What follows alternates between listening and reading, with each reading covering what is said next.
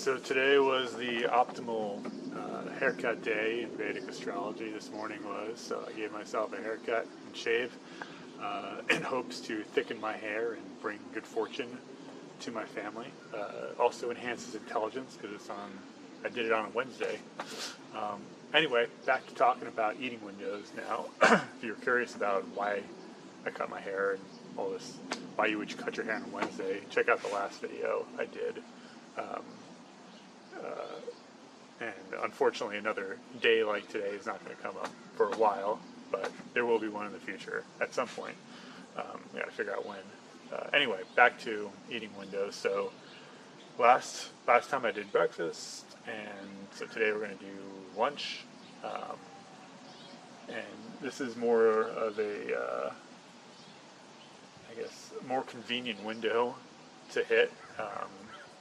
So most people are used to eating around noon, which would be the optimal time in both Ayurveda and traditional Chinese medicine to have a meal, and it's just a customary American thing to eat at noon. So I'm going to go over why that might be a customary thing that we do. Might be influenced just by cultures of the past who knew what they were doing, much more so than we did, or we do.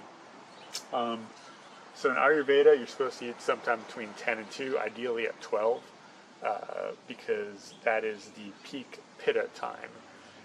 Pitta being the fire-water energy pattern that creates the middle dosha, and it occurs at 10 a.m. to 2 p.m. and also at 10 p.m. to 2 a.m. So like 10 a.m. to 2 p.m. is like the peak fire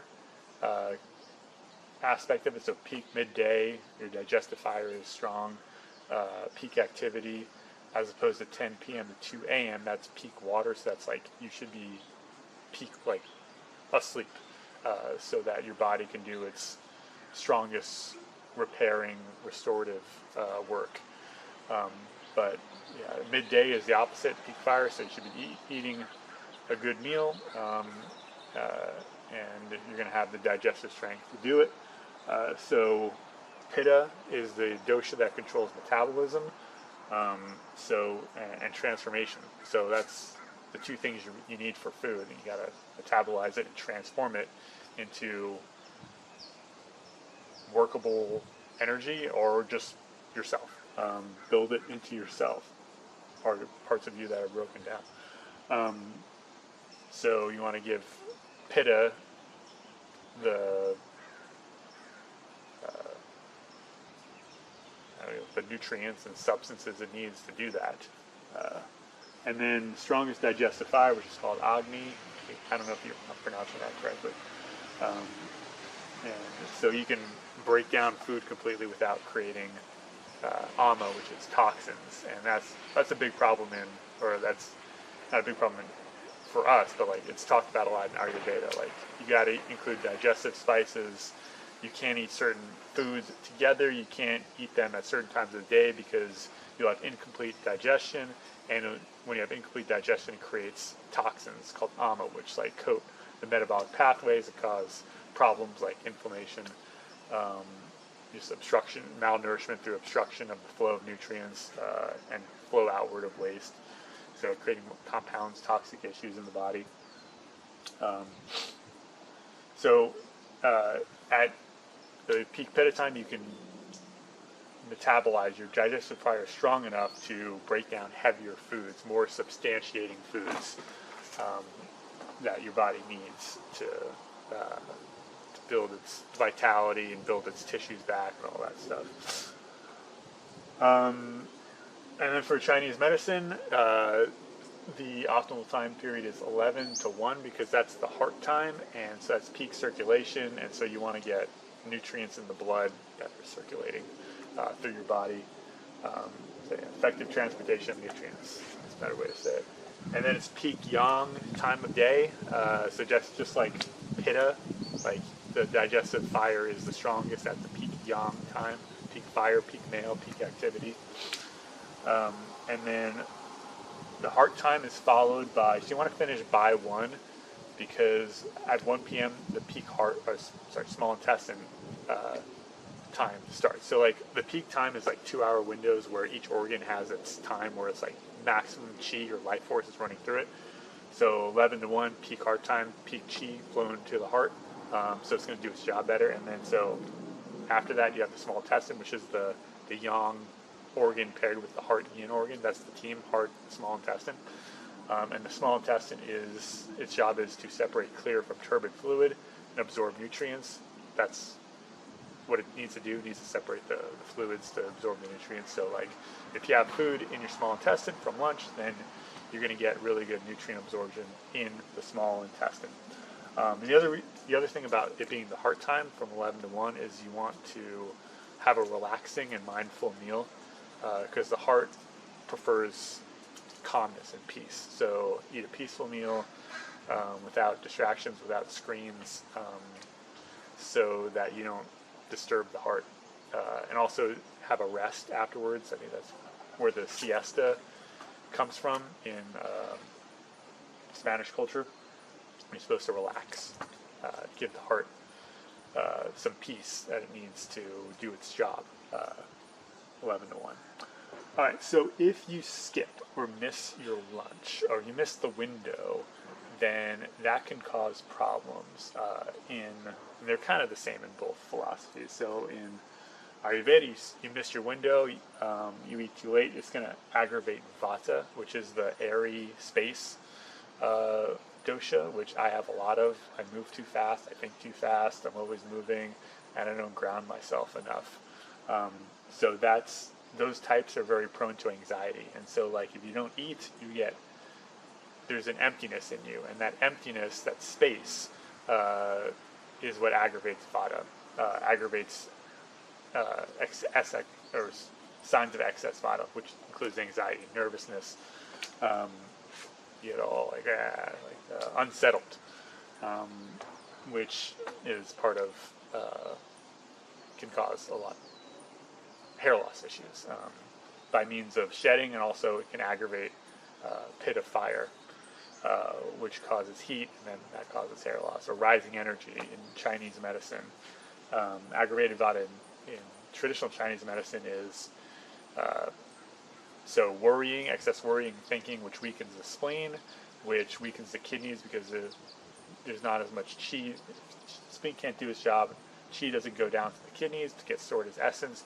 And the kidneys are what grow the hair. They're also the water that balances the fire in the body. So if you have depleted kidneys, then you're not going to be able to balance the yang energy in your body, which, in particularly the liver, you have liver yang rising, you see a liver fire and rising energy in your body that expands your skulls, causes pattern loss.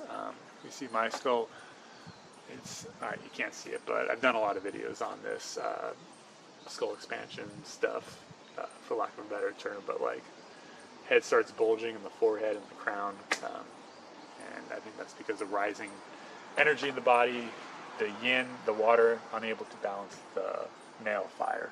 And then it also aggravates the fire because aggravates pitta. Pitta is the fire element of the pitta, because the digestive fire without food to break down will turn inward and will cause some like acidity issues in your stomach, so you get stomach burn, but emotionally you get irritability, and then systemically there'll be more inflammation. It'll create more heat, and heat is not good. Rising energy in the body is going to cause hair loss issues in both philosophies.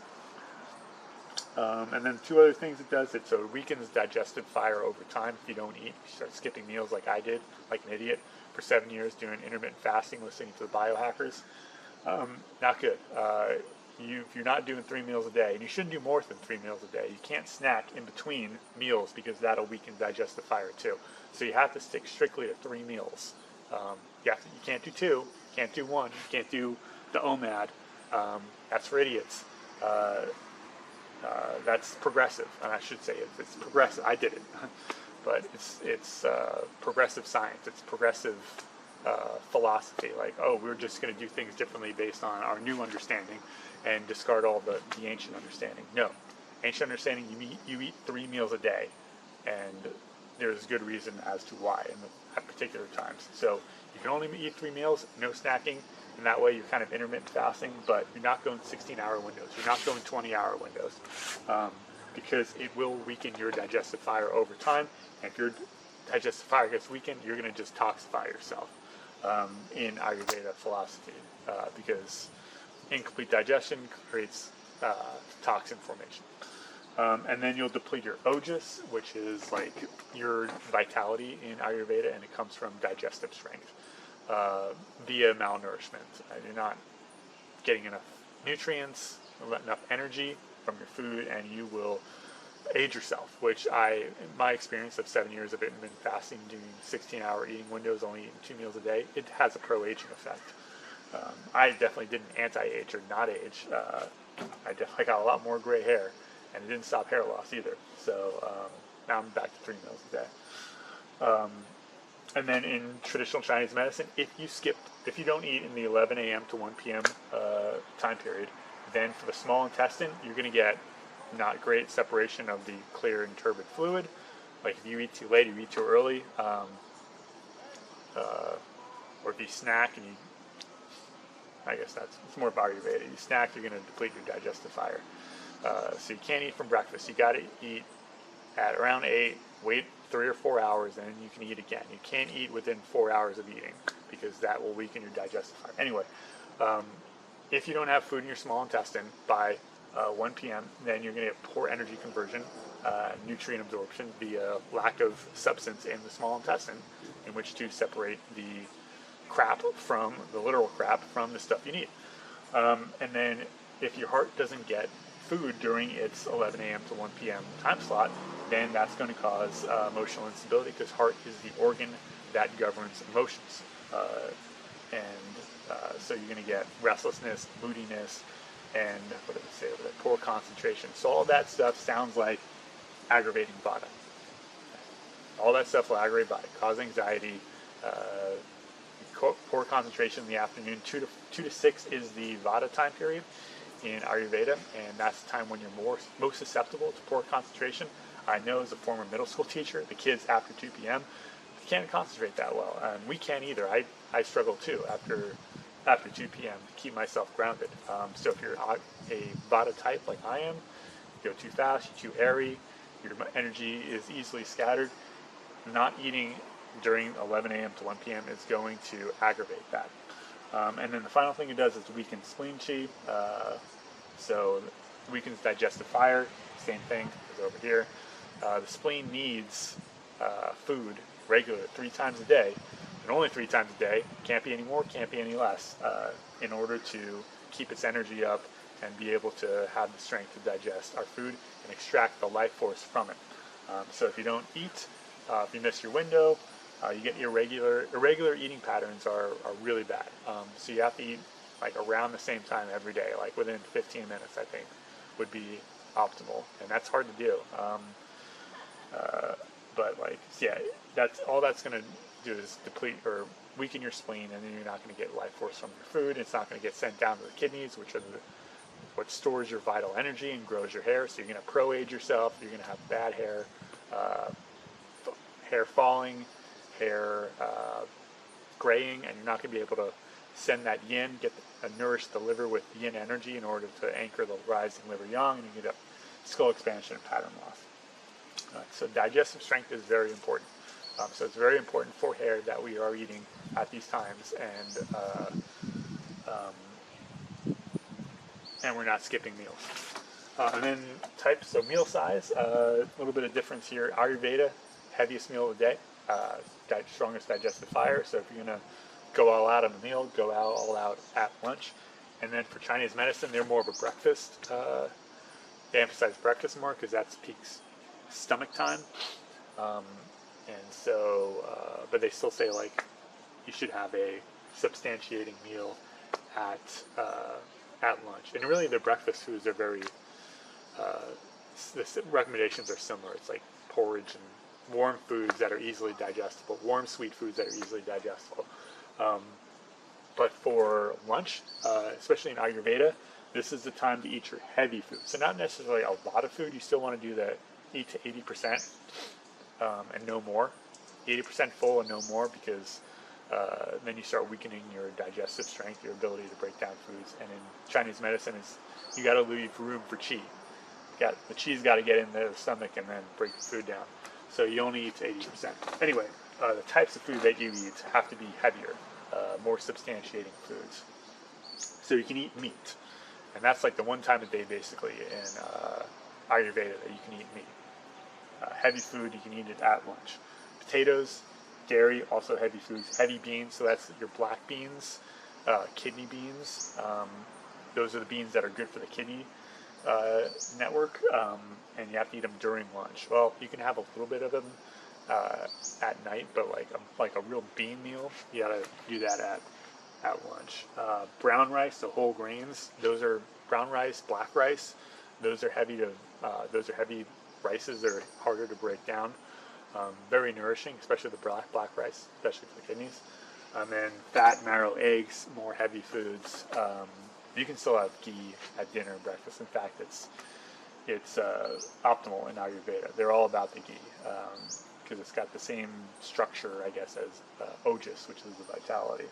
But anyway, you can eat more fat than at lunch, and then you can have eggs. Eggs, you got to keep it light at breakfast and dinner. You can have them at breakfast and dinner. They're lighter than meat, but you have to limit it. But you can have like a full egg meal at lunch. And then the other tricky thing in Ayurveda is like you can eat all these foods, but you can't eat a lot of them together, which is a whole nother video. Like you can't have meat and potatoes, or meat and dairy, or potatoes and dairy, or dairy and beans, and it gets really annoying, and you have to start planning your meals with much more thought. So that's all for this video. Next will be dinner, obviously. So don't eat anything until then. Dinner will start around 5. That'll be in the next video. If you want more information, I was talking a lot about skull expansion, head changing shape. I got a lot of good information about that on my website. Also got a good herb section going on the resource page. And I'm getting more and more on each week.